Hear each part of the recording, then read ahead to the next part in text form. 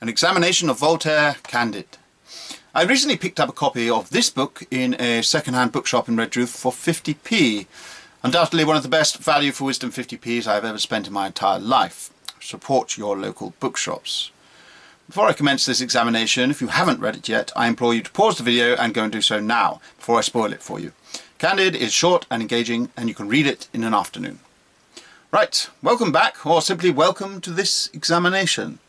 This edition of Candide, as 1758, was translated by John Butt in 1947. He has some excellent points in his introduction, some of which I will be including in this examination. Let us start by examining the man behind the words. Francis Marie Aret, a Frenchman's name if ever I heard one, and I hope my pronunciation isn't too off on that, or Voltaire, was taught in a Jesuit school in Paris.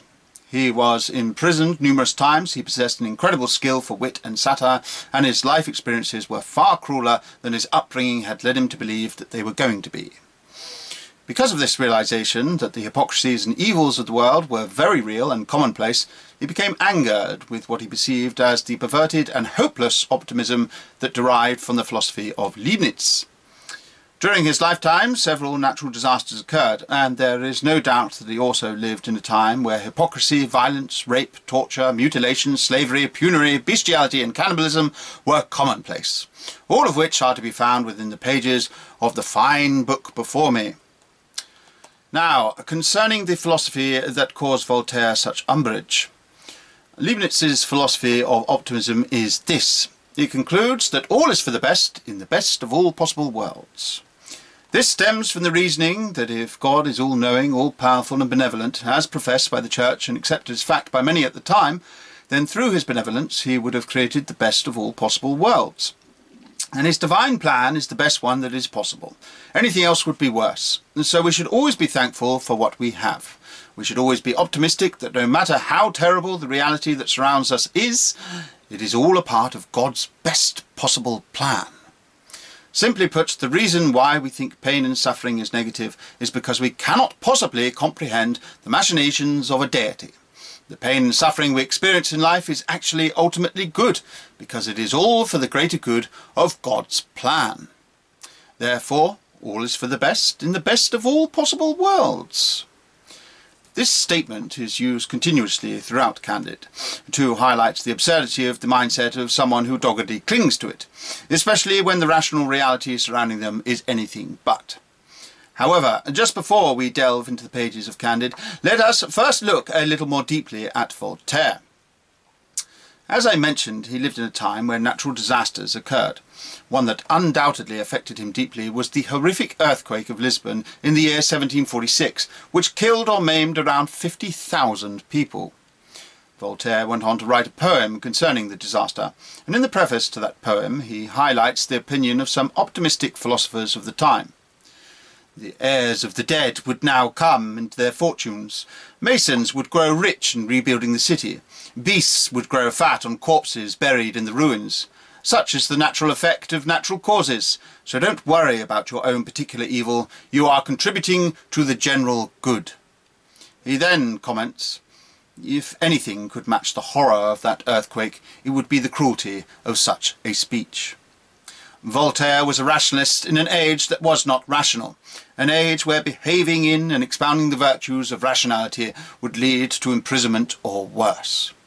Voltaire lived that life. He understood the hypocrisy surrounding him. He suffered for his rational views, and it led to the creation of, amongst other marvellous things, this wonderful book, Candide.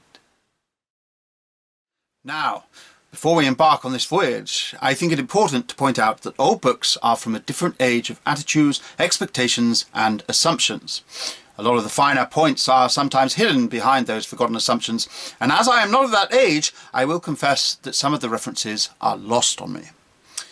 However, what I am primarily concerned with is examining the deeper philosophical perspectives presented in Candide, and much like mathematics, wisdom is universal and timeless. As I mentioned above, the main premise of the book is to address the statement, all is for the best in the best of all possible worlds. And I will get around to addressing that statement myself before the end. So let's first take a look at some of the characters and their attitudes that can be found within the pages of Candide. Candide is the name of the protagonist. He is a reasonably well-off individual, but certainly not a nobleman.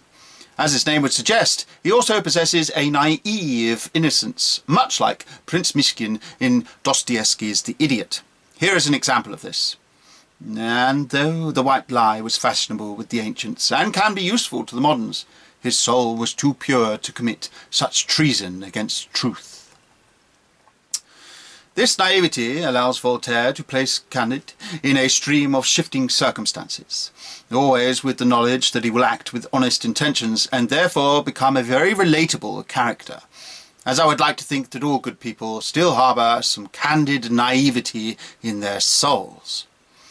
But perhaps what makes him far more relatable again is, although he acts with an honest naivety, the honest naivety leads him to become an imperfect sinner.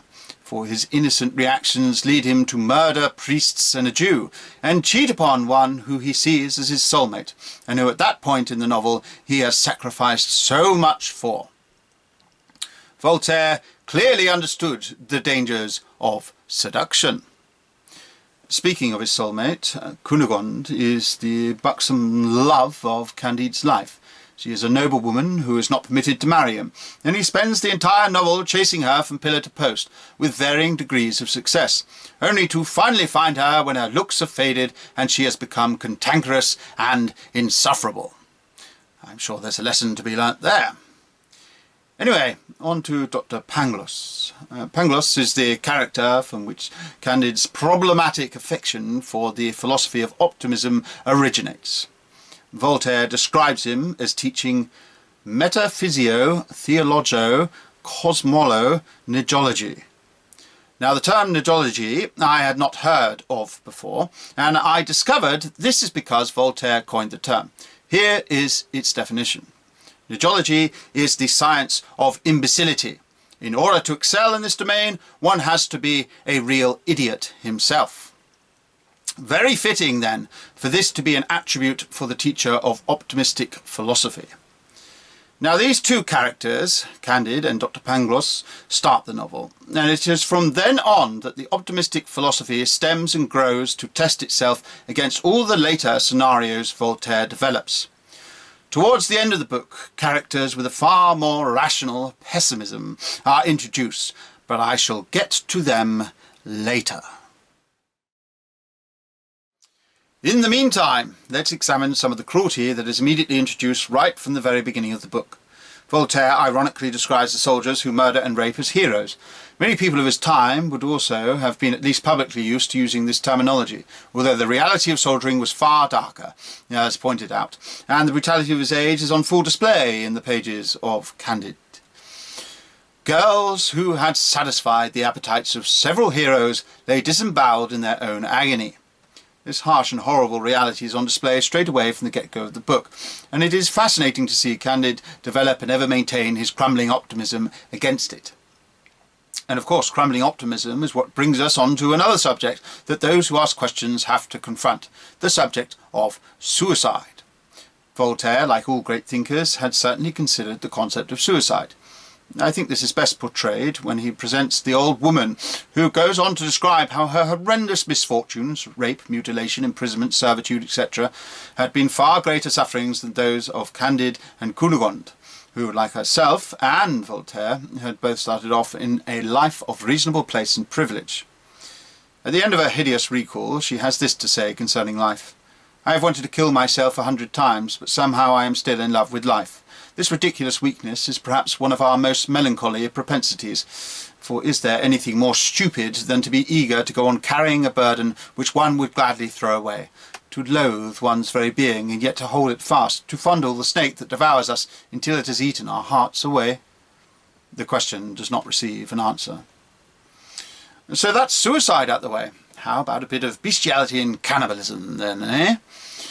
Where, as always, the optimistic phrase is brought into question. "My dear master," replied Cacambo, "everything seems to surprise you. Why should you find it so strange that in some parts of the world monkeys obtain ladies' favours? They are partly human, just as I am partly Spanish." "We shall certainly be roasted or boiled," cried Candide, on noticing the cauldron and skewers. What would Professor Pangloss say if he had seen how unsophisticated nature behaves? No doubt all is for the best, but I must say it is very cruel to have lost Lady Cunegonde and to be skewered by the Aurelians. How different life was back then, and although I recognise this is a novel and not actual reality, the manner in which it is so plainly expressed makes me consider such things were not that uncommon. However, not all is a series of terrible misfortunes in the pages of Candide. Much like real life, there is plenty of ups and downs, the most notable of which is when Candide and Cacambo find themselves in what could be best described as a learned gentleman of the 18th century's paradise. A society in which all physical requirements are supplied and where no one needs to go to the law, where men have simplified religious belief to the lowest common denominator of natural religion, where neither crime nor war exists, where the achievements of science are accepted, and where men enjoy equality and fraternity. This is well explained over several pages, but I quite enjoyed this summation of the attitudes of that society.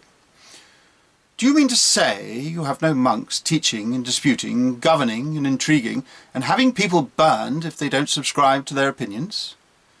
We should be stupid if we had, said the old man.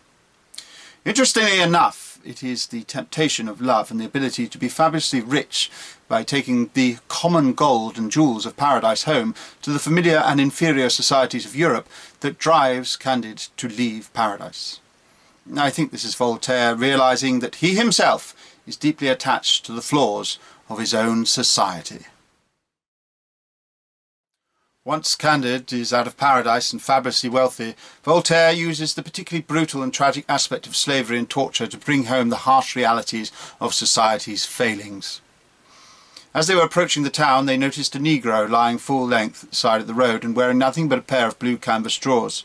The poor fellow had no leg and no right hand. Candide addressed him in Dutch. "What are you doing here, my friend?" he asked. And what a dreadful state you are in." "I am waiting for my master, Mr. Van der Dender, who owns the famous sugar works," replied the negro. "Did Mr. Van der Dender treat you like this?" asked Candide. "Yes, sir," said the negro. "It's the custom. For clothing we are given a pair of canvas drawers twice a year. Those of us who work in the factories and happen to catch a finger in the grindstone have a hand chopped off. If we try to escape, they cut off one leg. Both accidents happened to me. That's the price of your eating sugar in Europe. My mother sold me on the coast of Guyana for 50 Spanish shillings. When she parted with me, she said, 'Always honour and adore your fetishes, my dear boy, and they will make you happy. You have the honour of being a slave for my lords the white men, and that is how you will make your parents' fortune.' I don't know whether I made their fortune," he continued with a shake of his head, "but they certainly did not make mine. Dogs, monkeys and parrots are much less miserable than we are. The Dutch fetishes who converted me tell me every Sunday that we are all children of Adam, black and white alike. I am no genealogist, but if these preachers speak the truth, we must all be cousins. Now you will surely agree that relations could not be treated more horribly." "Oh, Pangloss," cried Candide, "a scandal like this never occurred to you, but it's the truth, and I shall have to renounce that optimism of yours in the end." "What is optimism?" asked Cacambo. "It's the passion for maintaining that all is right when all goes wrong with us," replied Candide, weeping as he looked at the negro. Now, back to the characters of the book. As I mentioned above, Candide and Dr. Pangloss were the founders of the optimism that has been carried through the book so far, and although brought into question numerous times, it isn't until the characters of Martin and Count Pococurante really begin to pick apart the optimism with their pessimism that Candide can be seen to start wavering in his beliefs. This pessimism is first to be explored in Martin and then reaffirmed and driven home by the Count, who espouses a Schopenhauerian level of dissatisfaction with just about everything. Voltaire was 64 years old when he wrote this book, and considering his life story, I can't help but feel that this is the real Voltaire speaking out through these characters. Here are some examples. "I no more believe it," said Martin, "than I believe all the other delirious ravings that are published from time to time." "Do you think," said Candide, "that men have always massacred each other, as they do today? That they have always been false, cozening, faithless, ungrateful, thieving, weak, inconstant, mean-spirited, envious, greedy, drunken, miserly, ambitious, bloody, slanderous, debauched, fanatic, hypocritical, and stupid?" "Do you think," said Martin, "that hawks have always eaten pigeons when they could find them?" "Of course I do," said Candide. "Well," said Martin, "if hawks have always had the same character, why should you suppose that men have changed theirs?" "What can you expect?" said Martin. "That's how people here are made. Imagine every possible contradiction and inconsistency, and you will find them in the government, the law courts, the churches, and in the whole of this absurd nation." Martin's words gave no consolation. Candide's melancholy increased, while Martin kept on proving to him that there is little virtue and little happiness in the world, except perhaps in El Dorado, where no one could go. I used to prefer his philosophical works, but when I found out that he was in doubt about everything, I decided that I knew as much as he, and needed no one's help to remain ignorant. After the Count has finished his long rundown of pointing out why everything has become so tiresome to him, Candide, ever the optimist, asks, "But," said Candide, "isn't there a pleasure in criticising everything and discovering faults where other men detect beauties?" To which Martin, the pessimist, counters, "That is to say," replied Martin, "that there is a pleasure in not being pleased." It is through the mounting pessimism that Voltaire arrives at the point of the majority of the main characters settling down on a farm together, into a life of relative obscurity, where through the character of the old woman, who had undoubtedly suffered worse than all, he expresses without adequate resolution, "I should like to know which is the worst, to be ravished by pirates, to have one buttock cut off, to run the gauntlet of a Bulgar regiment, to be whipped and hanged at an ordre de fait, to be dissected, to row in the galleys, in fact, to experience all the miseries through which we have just passed, or just to stay here and do nothing." In the end, with all optimism now under scrutiny, Voltaire settles for this. "We must work without arguing," said Martin. "That is the only way to make life bearable." Candide was a vastly popular book, and I can see why now. It was a way for Voltaire to speak the truth about the problems he recognised in society without being severely punished for it. A way for him to communicate with the public the unspoken flaws of their collective world. It is a fascinating, short and engaging book, and if you still haven't read it, I hope this video has now inspired you to do so. During this examination, I mentioned that I was going to get to what I thought about the phrase, "all is for the best in the best of all possible worlds." I soon realised, whilst writing this, that that was going to require a separate video entirely. So if you want to explore my own personal analysis of the phrase, please click here somewhere. Thanks for spending your time listening to what I had to say. As ever, if you think I've missed anything crucial in my understandings, please let me know in the comments below. Cheers!